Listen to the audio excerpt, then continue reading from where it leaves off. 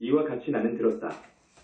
한때 부처님께서 사바티국의 왕성 남쪽 제타숲의 외로운 이를 돕는 장자가 지은 절위에서 38,000명의 스님들과 여러 보살마하살과 함께 계셨다. 마른 뼈에 절하신 부처님. 그때의 부처님은 대중을 이끌고 남쪽으로 가시다가 마른 뼈 한 무더기를 보셨다. 부처님께서는 온몸을 땅에 붙이시고 마른 뼈에 절하셨다. 이를 보고 아난다가 대중을 대표하여 부처님께 여쭈었다. 세존호이시여, 열애께서는 온누리의 큰 스승이시고 모든 중생의 자애로운 아버지이십니다. 그래서 사람들이 모두 귀해하고 공경하옵는데 왜 마른 뼈에 절을 하십니까? 부처님은 아난다에게 말씀하셨다. 내가 비록 나의 뛰어난 제자이고 출가한 지 오래지만 내가 마른 뼈에 절하는 뜻을 잘 알지 못하는구나. 이 마른 뼈 한 무더기는 어쩌면 내 전생의 조상일 수도 있고 여러 생을 거치는 동안 내 어버이일 수도 있으므로 내가 지금 절을 하는 것이다. 부처님은 아난다에게 다시 말씀하셨다. 내가 이 한 무더기 마른 뼈를 둘로 나누어 보아라. 만일 남자의 뼈라면 희고 무거울 것이며 여자의 뼈라면 검고 가벼울 것이다. 그러자 아난다는 부처님께 여쭈었다. 세존이시여, 사람이 이 세상에 살아있을 때의 남자는 옷차림이나 허리띠, 신발이나 모자 따위를 보고 남자인 줄 알 수 있고 여자는 화장품과 연지, 향수 따위를 쓰는 것을 보고 여자인 줄 알 수 있습니다. 그러나 지금 이 마른 뼈처럼 죽은 뒤에는 똑같은 백골인데 저더러 어떻게 알아보라 하십니까? 부처님께서 아난다에게 말씀하셨다. 만일 남자라면 이 세상에 살아있을 때의 절에 가서 법문칠도 듣고 경전도 읽고 삼보에 예배도 하고 연불도 하였을 것이므로 뼈는 희고 무겁다. 그러나 여자는 세상에 있을 때 정과 욕망이 많고 아들, 딸을 낳아 기를 때 아기를 한 번 낳을 때마다 서말 서대나 되는 피를 흘리고 8섬 너 말이나 되는 젖을 먹여야 하므로 뼈가 검고 가벼운 것이다. 아난다는 이 말씀을 듣고 심장을 도려내는 듯 가슴이 아파 눈물을 흘리고 슬피 울면서 부처님께 여쭈었다. 세존이시여, 어떻게 해야 어머니의 은혜를 갚을 수 있겠습니까? 제세장 어머니의 고생. 부처님께서 아난다에게 말씀하셨다. 너는 이제부터 잘 들어라. 내가 이제 너를 위하여 낱낱이 설명해 주마. 어머니가 아기를 대면 10달 동안 몹시 고통으로 받게 된다. 아기를 댄 첫 달에는 마치 풀잎 끝에 맺힌 이슬방울이 아침에 있다가도 한나절에 지나면 없어지듯이 새벽에는 모여있다가 오후가 되면 흩어져 버린다. 어머니가 아기를 댄 지 2달이 되면 아기는 마치 엉긴 우유가 한 방울 떨어진 것 같다. 어머니가 아기를 댄 지 3달이 되면 아기는 마치 엉긴 피와 같다. 어머니가 아기를 댄 지 4달이 되면 아기는 점점 사람의 모양을 이루게 된다. 어머니가 아기를 댄 지 5달이 되면 아기는 5부분의 모양을 갖추게 되는데 이 5부분이란 머리와 2팔과 2무릎이다. 어머니가 아기를 댄 지 6달이 되면 아기는 어머니 뱃속에서 6가지 정기가 열리게 되는데 6가지 정기란 눈과 귀와 코와 입과 혀와 의식이다. 어머니가 아기를 댄 지 7달이 되면 아기는 어머니 뱃속에서 360뼈마디와 84,000의 털구멍이 생긴다. 어머니가 아기를 댄 지 8달이 되면 아기는 뜻과 지혜가 생기고 9가지 구멍기관이 자란다. 어머니가 아기를 댄 지 9달이 되면 아기가 어머니의 뱃속에서 먹기 시작하는데 복숭아, 자두, 마늘은 먹지 않고 오곡만 먹는다. 어머니의 생장, 신장, 간장, 비장, 폐 등 은 아래로 행하고 숙장, 창자, 위, 방광 등 은 위로 향하여 있는데 그 사이에 산 같은 것이 하나 있다. 이것은 3가지 이름을 가지고 있는데 하나는 수미산이란 이름이며 또 하나는 업산이라는 이름이며 또 하나는 혈산이라는 이름이다. 이 산이 한번 무너지면 한 줄기 엉킨 피로 변하여 아기의 입으로 흘러들어간다. 어머니가 아기를 댄 지 10달이 되면 마침내 아기가 태어나게 된다. 아기가 만일 효순한 자식아들이라면 2 손을 모으고 나와 어머니를 괴롭히지 않겠지만 만일 오욕죄 심내를 범할 자식이라면 어머니의 태를 찢어 터뜨리거나 손으로 어머니의 신장과 간장을 상하게 하거나 다리로 어머니의 골반을 밟아 어머니로 하여금 1000자루의 칼로 배를 찌르는 듯 10,000자루의 창으로 가슴을 쑤시는 듯한 고통을 받게 한다. 이러한 고통을 겪으면서 이 몸을 낳아주신 은혜 외에도 10가지 은혜가 있다. 제4장 어머니의 10가지 은혜. 첫째, 이 몸을 베어 지켜주신 은혜. 여러 검 내려오는 인연이 무거워서 금생에 어머니의 태중에 들었어라. 날이 가고 달이 가서 오정이 생겨났고 6달에 이르러 6정기 이루었네. 어머니 몸 무겁기는 태산처럼 무겁고 앉으나 서나 움직이나 바람결도 겁나네. 아름다운 비단옷도 입어보지 못하고 화장하던 거울에는 먼지만 끼었구나. 둘째, 낳으실 때 고통받으신 은혜. 아기를 잉태한 지 10달이 다 되어서 해산날이 언제련가 손꼽아 기다리네. 나날이 기운 없어 중병든 사람 같고 어제도 오늘도 정신이 혼미하네. 무섭고 두려운 마음 표하기 어려워라. 눈물만 하염없이 옷깃을 적시네. 슬픔을 머금은 채 식구에게 말하기를 혹시라도 잘못되어 죽을까 겁이 나요. 셋째, 아기를 낳고서 근심을 잊으신 은혜. 자애로운 어머님이 그들을 낳으신 날. 오장육부 모두 다 찢기고 해치는 듯 몸과 마음 모두 다 까무라쳐 기절하고 끝없이 흐르는 피, 짐승 잡은 자리인 듯. 하지만 아기가 튼튼하단 말 들으면 반갑고 기쁜 마음 비길 데 없어라. 기쁨이 진정되니 슬픈 마음 다시 나며 아픔과 괴로움이 온몸에 사무치네. 넷째, 쓴 것을 삼키고 단 것을 먹여주시는 은혜. 부모님의 은혜는 깊고도 무거워라. 사랑하고 연민하심 한결같고 끊임없네. 단 것은 아기에게 먹이느라 안 잡수고 쓴 것만 삼키면서 찡그린 적 한 번 없네. 그 사랑이 깊으셔서 정은 참기 어렵고 그 은혜가 무거워서 슬픔은 곡절일세.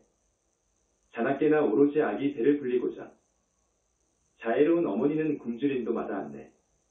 다섯째, 마른 자리에 누이시고 젖은 데 누우시는 은혜. 어머니 당신 몸은 젖은 자리 누우시고 아기는 안 하다가 마른 데 누이시며 가슴에 두 젖으로 목마름을 채워주고 고우신 소매로는 찬바람을 가려주네. 아기를 돌보느라 잠들 때가 없으셔도 아기의 재롱 보며 언제나 기쁜 얼굴. 오로지 아기가 편안하기만 생각하며 어머니 당신은 편안함을 바라지 않네. 여섯째, 젖을 먹여 기르신 은혜. 어머니 크신 은혜 땅에다 견주리까. 아버지 높은 은혜 하늘에 비길까. 하늘 은혜 땅의 은혜 아무리 크다 해도 부모님의 큰 은혜는 그보다 더하여라. 눈과 코가 없어도 미워하지 않으시고 손과 발이 불구여도 싫어하지 않으시네. 어머니 배에서 몸소 낳은 자식이라 종일토록 아끼시고 한없이 사랑하시네. 일곱째, 더러운 것 씻어주시는 은혜. 지난날의 어머니 아름답던 그 얼굴. 아리따운 그 자태 곱기만 하셨네. 두 눈썹은 푸른 버들 가른 듯하였고 두 뺨의 붉은 빛은 연꽃을 닮으셨네. 은혜가 깊을수록 곱던 얼굴 야이어 가고 기저귀 빠느라고 손발은 거칠어졌네. 아들, 딸 기르느라 얼마나 고생했던지. 어머니 곱던 얼굴 바뀌고야 말았네. 여덟째, 먼 길 떠난 자식 염려하시는 은혜. 죽어서 헤어짐도 슬프고 괴롭지만 살아서 생이별은 어미 마음 끊는구나. 자식이 집을 떠나 타향에 가게 되면 어머니 마음도 그곳으로 따라가네. 낮이나 밤이나 오로지 자식 생각. 흐르는 두 눈물은 천줄기 만줄기. 원숭이의 새끼 생각 애가 끊어졌다더니 어머니의 자식 걱정 그보다 더하여라. 아홉째, 자식 위에 나쁜 일도 하시는 은혜. 부모님의 크신 은혜 강산보다 무거워라. 깊고 깊은 은혜는 실로 갚기 어려워라. 자식의 괴로움은 대신 받기 원하시고 자식이 고생하면 부모 마음 편치 않네. 자식들이 집을 떠나 먼 곳에 간다 하면 밤이면 추울세라 낮이면 줄일세라. 자식들이 잠깐 동안 괴로운 일 당하여도 부모님의 마음은 오랫동안 근심 걱정. 열째, 끝없이 사랑하시는 은혜. 부모님의 크신 은혜 깊고도 무거워라. 자식 생각하는 마음 잠시인들 쉬실까. 안즈나 서나 그 마음은 자식을 따라가고 멀리 있거나 가깝거나 자식과 함께 있네. 어머니는 나이가 100살이 되어도 여든된 자식을 언제나 걱정하네. 그 깊은 사랑이여 언제나 끊어질까. 목숨이 다하셔야 비로소 떨어질까. 제5 장부모님 은혜를 잊어버리는 불효. 부처님은 아난다에게 말씀하셨다. 내가 중생들을 보니 비록 사람은 되었지만 마음과 행실이 어리석고 미련하여 부모님의 큰 은덕은 생각하지 않고 공경하지 아니하며 은혜를 등지고 사랑하는 마음이 없어 효도하지 아니하며 옳지 못한 짓을 하는 중생들이 많더구나. 어머니가 아기를 뵌 10달 동안에는 일어나고 앉는 것이 마치 무거운 짐을 진 것처럼 불안하고 오랜 병을 앓는 사람처럼 음식이 잘 소화되지 않는다. 다리 차서 아기를 낳게 되면 한없는 고통을 받으면서도 잠깐의 잘못으로 아기가 덧없이 죽을까 두려워하며 돼지나 양을 잡은 것처럼 피를 흘려 자리를 적신다. 이러한 고생을 겪으면서 아기를 낳은 뒤에는 쓴 것은 자신이 삼키고 단 것은 뱉어서 아기를 먹이며 안아서 기른다. 더러운 똥오줌을 받아내면서도 귀찮아하거나 꺼리지 않으며 더운 것도 참고 추운 것도 참으면서 고생이라 생각하지 않는다. 그리고 아기는 마른 데 누이고 어머니는 젖은 데 눕는다. 3년 동안 어머니의 흰 피젖을 먹여서 아이가 자라나면 예의를 가르치고 학문을 하게 하며 혼인을 시키고 직업도 갖게 한다. 이렇게 고생하며 가르치고 정성을 다하여 기르는 일이 끝나더라도 부모의 은정은 끊어진다고 말할 수 없다. 자식들이 병이 들면 부모도 병이 들고 자식의 병이 나으면 부모도 병이 낫는다. 이렇게 정성 들여 기르면서 어서 어른 되기를 바랐건만 자식은 자란 뒤에 도리어 부모에게 불효한다. 부모와 함께 말할 때 대답이 불순하고 눈을 흘기고 누나를 불아리기까지 한다. 숯불을 업신여기고 형제간에 욕하고 싸우며 친척들을 헐뜯는다.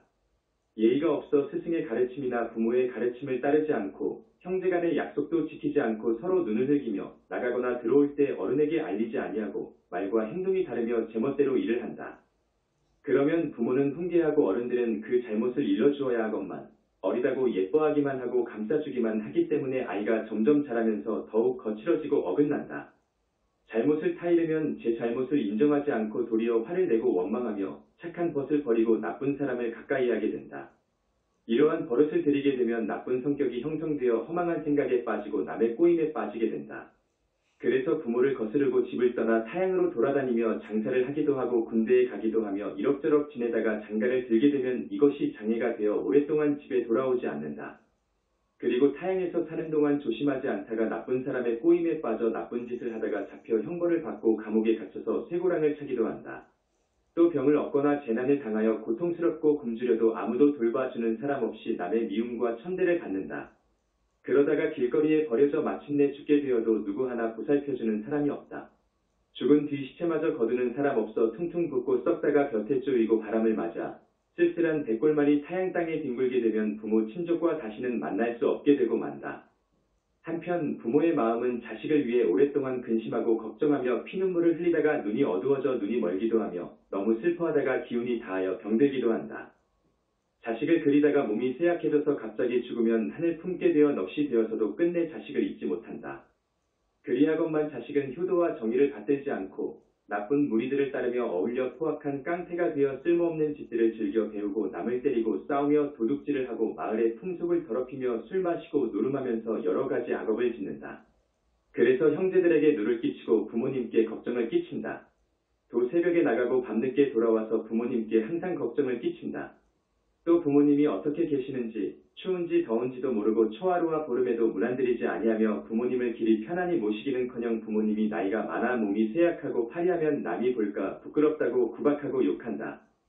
또 아버지가 홀로 되거나 어머니가 홀로 되어 혼자서 빈방을 지키게 되면 마치 손님이 남의 집에 붙어 사는 것처럼 여겨서 평상이나 자리에 흙먼지가 쌓여도 한 번도 닦아내지 않으며 부모님이 계신 방에 들어가 문 안 들이는 일도 아예 끊어버린다. 방이 추운지 더운지 부모님이 목이 마른지 배가 고픈지 아는 체도 하지 않는다. 그러니 부모님은 밤낮으로 항상 한숨만 쉬고 탄식하게 마련이다. 맛있는 음식이 있으면 마땅히 부모님께 올려야 할 텐데 남들이 비웃는다 하여 창피하게 여기면서도 제 아내나 자식을 먹일 때에는 못난 짓과 피곤한 일도 서슴지 않고 창피도 무릅쓴다. 또 아내나 첩과 한 약속은 무슨 일이나 지키면서도 어른의 말씀과 꾸지람은 조금도 두려워하지 않는다. 또 딸 자식으로서 남자와 혼인을 하게 되면 시집가기 전에 그렇게 효도했던 사람이 시집간 뒤로는 별에서 갈수록 불효한다. 그리고 부모님이 조금만 꾸짖어도 원망하면서 제 남편이 욕하고 때리는 것은 달게 받는다. 또 성이 다른 시댁의 친척들에게는 정이 깊고 우애가 두터우면서 자기 친정 식구들은 멀리한다. 또 남편을 따라서 머리 타양으로 이사하게 되면 부모님과 떨어져서도 그리워하는 생각이 없으며 소식을 끊고 편지도 하지 않는다. 그래서 부모님은 창자가 끊어지고 거꾸로 매달리는 듯한 고통을 받으며 항상 목마른 사람 물 찾듯이 쉴 새 없이 딸 자식의 얼굴을 보고 싶어한다. 부모님의 은혜는 이와 같이 한량없고 가히없건만 자식들이 불효하는 죄업은 이루 다 말하기 어렵다. 제6장 대중들의 깨우침. 이때 대중들은 부모님의 은혜에 대한 부처님의 말씀을 듣고 온몸을 땅에 던지며 스스로 부딪혀 피를 흘리면서 까무러쳤다. 그리고 한참 만에 깨어나서 큰 소리로 부르짖었다. 아, 괴롭습니다. 마음 아픕니다. 저희들이 정말 큰 죄인임을 이제야 알았습니다. 이제까지 깨닫지 못하고 캄캄한 밤에 헤매는 것처럼 어두웠는데 이제 잘못을 깨닫고 보니 심장이 부서지는 것 같습니다. 바하옵나니 세존이시여 저희들을 가엾이 여기시어 권하여 주시옵소서. 어떻게 하면 부모님의 깊은 은혜를 갚을 수 있겠습니까? 제7장 보답하기 어려운 부모님 은혜. 그때 부처님은 곧 8가지 깊고 장중한 목소리로 대중들에게 말씀하셨다. 너희들은 잘 듣고 알아야 한다. 내가 이제 너희들을 위하여 설명해 주겠다.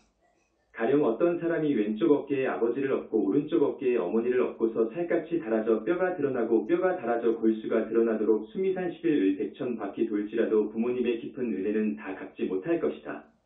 또 가령 어떤 사람이 흉년을 만나 부모님을 위해 자기 몸의 살을 도려내어 티끌처럼 잘게 잘라 공양하기를 백천겁 12동안 계속하더라도 부모님의 깊은 은혜는 다 갚지 못할 것이다. 또 가령 어떤 사람이 부모님을 위해 날카로운 칼로 자기 눈동자를 도려내어 부처님께 바치기를 백천겁 동안 계속하더라도 부모님의 깊은 은혜는 다 갚지 못할 것이다. 또 가령 어떤 사람이 부모님을 위해 고통을 무릅쓰고 자기 심장과 간을 날카로운 칼로 베어 흐르는 피가 땅을 적시기를 백천겁 동안 계속하여도 부모님의 깊은 은혜는 다 갚지 못할 것이다. 또 가령 어떤 사람이 부모님을 위하여 백천자루의 칼로 자기 몸을 찔러 칼날이 좌우로 드나들기를 백천겁 동안 계속한다 하더라도 부모님의 깊은 은혜는 다 갚지 못할 것이다. 또 가령 어떤 사람이 부모님을 위하여 자기 몸에 불을 붙여 등을 만들어 부처님께 백천겁 동안 공양한다 하더라도 부모님의 깊은 은혜는 다 갚지 못할 것이다. 또 가령 어떤 사람이 부모님을 위하여 뼈를 부수어 골수를 내며 백천자루의 칼과 창으로 일시에 자기 몸을 쑤시기를 백천겁 동안 계속한다 하더라도 부모님의 깊은 은혜는 다 갚지 못할 것이다. 또 가령 어떤 사람이 부모님을 위하여 뜨거운 쇳덩어리를 삼키기를 백천겁 동안 계속하여 온몸이 되어 부풀어 오를지라도 부모님의 깊은 은혜는 다 갚지 못할 것이다. 제8장 부모님의 은혜를 갚는 길. 이때 대중들은 부모님의 깊은 은혜에 대한 부처님의 말씀을 듣고 눈물을 흘리며 슬피 울면서 다시 부처님께 여쭈었다. 세존이시여, 저희들이 정말 큰 죄인임을 이제야 알았습니다. 어떻게 하면 부모님의 깊은 은혜를 다 갚을 수 있겠습니까? 부처님은 제자들에게 말씀하셨다. 부모님의 은혜를 갚으려거든 부모님을 위하여 이 경전을 베껴 써야 한다. 그리고 부모님을 위하여 이 경전을 읽고 외워야 한다. 또 부모님을 위하여 죄업을 참회하여야 한다. 그리고 부모님을 위하여 삼복계 공양하여야 한다. 또 부모님을 위하여 제계 13들 받아 지켜야 한다. 또 부모님을 위하여 남들에게 널리 베풀어 공덕을 지어야 한다. 만약 이와 같이 행하면 효도하는 자식이라 할 것이요, 이와 같은 행동을 하지 않으면 지옥에 떨어질 사람이라 할 것이다. 제9장 불효의 과보. 부처님은 아난다에게 또 말씀하셨다. 불효를 저지른 사람은 몸이 허물어져 목숨을 마치면 무간지옥 14에 떨어지게 된다. 무간지옥은 길이와 너비가 8만 요자나 15이며 사면에 새로 된 성이 둘러싸고 있다. 그 성의 하늘은 새그물로 덮여있고 땅에는 붉게 달구어진 새가 깔려 있어서 뜨거운 불길이 활활 타오르고 맹렬한 불꽃이 우레와 같은 소리를 내며 타오르고 번개처럼 번쩍인다. 이 지옥에서는 끓는 구리와 샘물을 죄인의 입에 부어넣으며 새로 된 뱀과 구리로 된 개가 항상 연기와 불꽃을 토하면서 죄인을 물어뜯고 지지고 굽는다. 그러면 죄인은 살이 타고 기름이 지글지글 끓어 견딜 수 없는 고통을 받으니 애처롭기 짝이 없다. 게다가 쇠채찍과 쇠꼬챙이, 쇠망치와 창, 칼과 칼날이 돌개바람처럼 몰아치고 비나 구름처럼 공중에서 쏟아져 내려와 죄인을 베거나 찌르면서 고통스러운 형벌을 준다. 이와 같은 고통을 몇 겁이 지나도록 쉴 새 없이 받게 된다. 그리고 나서 또다시 다른 지옥으로 들어가 머리에 화로를 이게 된다. 이때 새로 만든 수레의 사지가 찢겨 창자와 뼈의 살이 흩어지게 된다. 이렇게 하루 동안에 1000번 살아나고 10,000번 죽게 된다. 이와 같은 고통을 받는 것은 모두 전생에 저지른 오욕죄와 불효 때문이다. 그래서 이런 죄보를 얻게 된 것이다. 제10장 지옥의 고통에서 벗어나는 길. 이때 대중들이 부모님의 은혜에 대한 부처님의 말씀을 듣고 눈물을 흘리며 슬피 울면서 부처님께 여쭈었다. 그럼 저희들이 이제 어떻게 해야 부모님의 깊은 은혜를 갚을 수 있겠습니까? 부처님은 제자들에게 말씀하셨다. 부모님의 은혜를 갚으려거든 부모님을 위하여 경전을 거듭 널리 펴라. 이것이 참으로 부모님의 은혜를 갚는 길이다. 경전 한 권을 만들면 한 분의 부처님을 배울 수 있으며 10권을 만들면 10분의 부처님을 배울 수 있다. 또 100권을 만들면 100분의 부처님을 배울 수 있고 10,000권을 만들면 10,000분의 부처님을 배울 수 있다. 어떤 사람이 경전을 만들면 그 공덕으로 말미암아 여러 부처님들이 항상 오셔서 그 사람을 지켜주시며 그 사람의 부모님은 천상에 태어나 온갖 즐거움을 받게 되고 지옥의 고통에서 영원히 벗어나게 된다. 제11장 대중들의 서원. 그때 대중들과 함께 있던 아수라 16, 가로다 17, 마오라가 18, 사람인 듯 아닌 듯한 것들 19, 과하늘 사람 20, 용, 야차 21, 간다르바 22, 와 여러 작은 나라 왕들과 전륜성왕이 13 등 여러 대중들은 부처님의 말씀을 듣고 모두 성원이 14를 세워 말했다. 저희들은 오는 세상이 다할 때까지 100,000겁 동안 이 몸이 티끌처럼 부서지더라도 부처님의 거룩한 가르침을 어기지 않겠습니다.